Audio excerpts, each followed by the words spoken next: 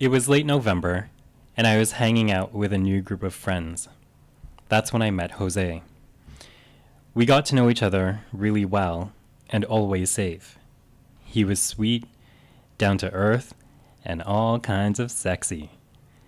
As time went on, we got to know each other, and funny feelings started to surface. We were in like, and there was no denying it. It felt so good. I envisioned us having a life together. The big gay wedding, the hipster children, and the converted warehouse we'd turn into our home. We went out, spent lots of time together, and as we did, I started to notice things. Every night we spent together, at 9:30 to be exact, the alarm on his phone went off.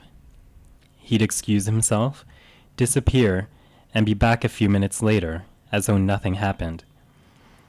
Sometimes we'd make plans, and he'd cancel at the last minute because he, quote, wasn't feeling well.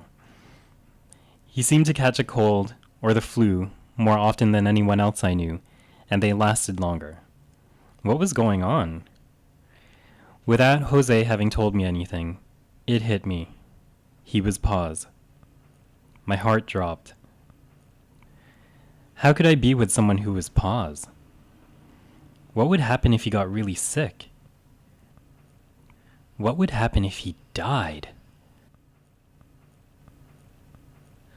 All of these questions, plus a million more, ran through my head at warp speed, and after a lot of reflection, actually, analyzing, I walked away.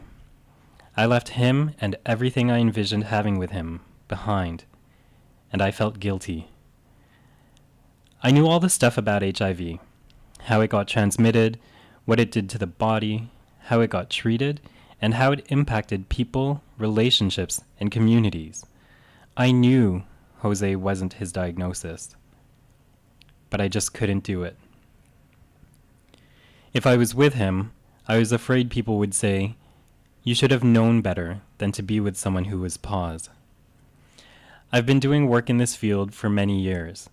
With all the experience and knowledge I have, I'm pretty much an expert. But I'm not going to lie. It's still a struggle to think about this. I can't help but remember the time I spent with Jose and all of the things we shared. But should this happen again, I don't know what I would do.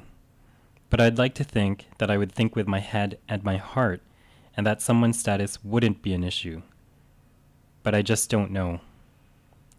I really don't.